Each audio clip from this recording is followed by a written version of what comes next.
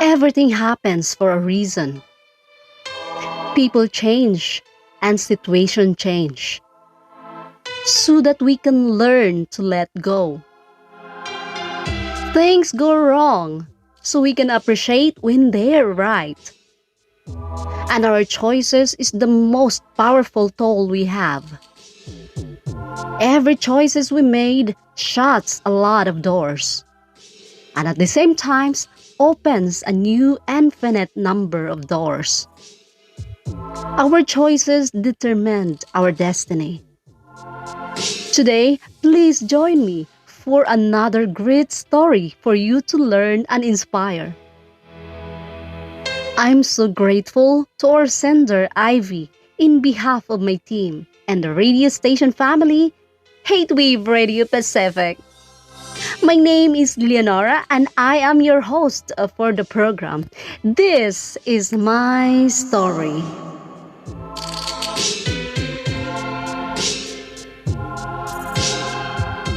Dear Nora, my name is Ivy.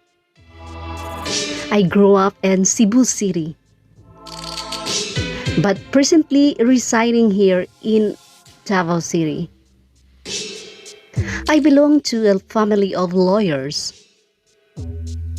My grandpa, dad, and my mom are all lawyers. I grew up with nannies, helper around the house.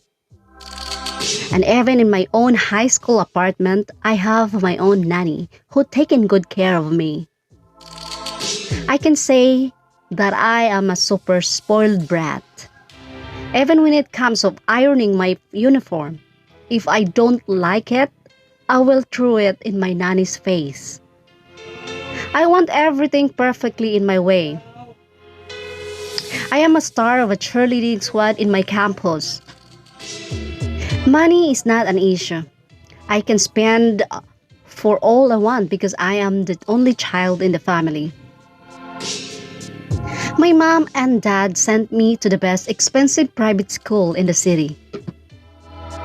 But instead of me learning, I spend all my time and money with friends. And I can say proudly that I have all the luxury in life. Parties and discos is my hobby. I never think about the future because in my mind, well, if I get married, my husband will take in good care of me. And my husband will support whatever I want. Why do I need to work for? I am so happy and go-lucky girl.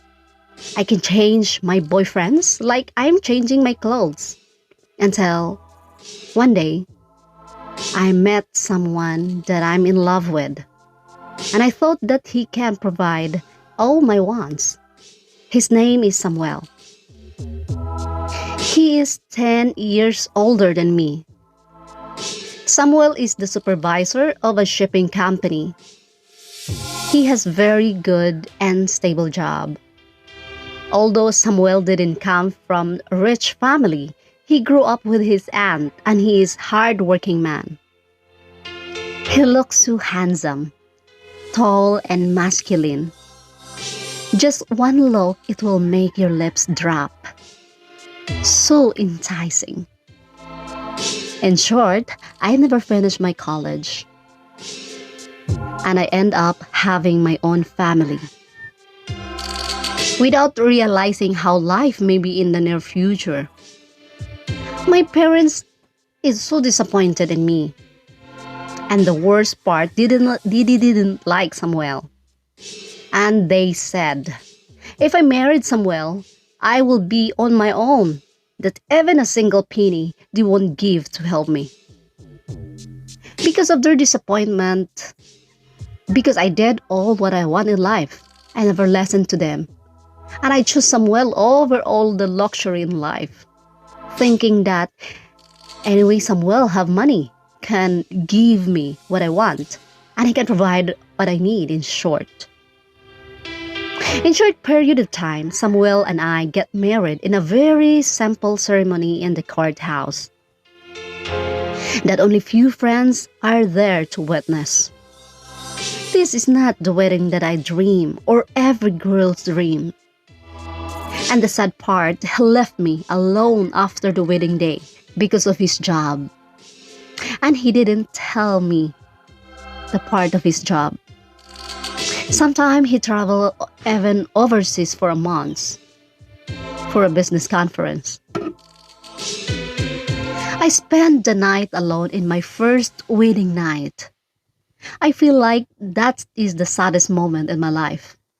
And the worst part, I don't know how to cook, clean the house, and even do my own laundry.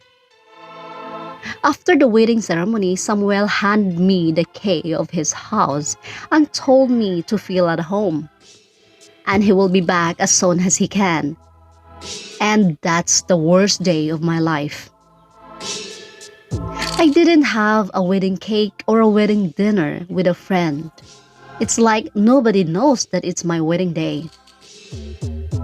Almost 1 week, Samuel didn't come home.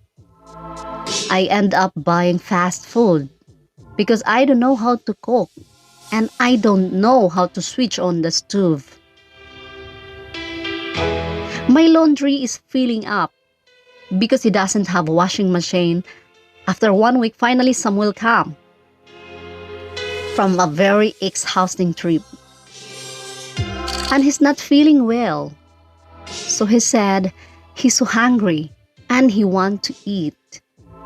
And I said nicely to him, "Hey, why don't you change your clothes and we're going to find another nice restaurant to have a dinner?" But he insists not to because he's so tired and not feeling well. I feel so embarrassed myself telling him that I don't know how to cook. We never know each other that long before we end up in a serious relationship. So he told me that he needed to teach me to cook. At first time I cook rice, it became uncooked porridge. And he threw it in front of me because of anger and disappointment. I cried and I feel like I want to go back home to my family. But it's so late because I disobeyed them. I have no face to face them back. Because of my pride, I hold on to my ground as long as Samuel is with me. One day, Samuel hired a neighbor to teach me how to work around the house, teach me how to cook and to do wash. Samuel doesn't like helper or maid around the house. He doesn't like stranger. And he wants me to do all the work in the house because he said that's my job as a wife. We are opposite in a lot of things. He likes to be alone, and to be honest, he doesn't have much friend. He doesn't like stranger in the house. He is so blunt and straightforward. He's not romantic type of person that bend down on his knees to propose. He's so strict, worse than my father when it comes of strictness. One time, I ironed his uniform and I burned it. So he's so angry and threw it on my face. And then I realized it get back to me what I did to my nanny when I was in my high school apartment. What we did to others someday, it will get back to us. Bit by bit, I slowly learned with the help of our neighbors how to cook and how to do laundry by hand at first. I'm so worried my nails manicure will destroyed but life must go on until I get pregnant. And because of his job, we moved to Davao City closer to his job assignment. Life is tough and getting tougher when I gave birth to a child. I raised the kid mostly by myself because of his job. He come home always late night. If not, he will home only once a week. I can't imagine my life in my mom's and dad's house. That I feel like I'm a princess. And look at me now. I feel so haggard. And sometimes I didn't even have the time to brush my hair and go out for a salon. In short, I neglected myself because of the work around the house and taking good care of my baby myself. Sometimes I feel like giving up.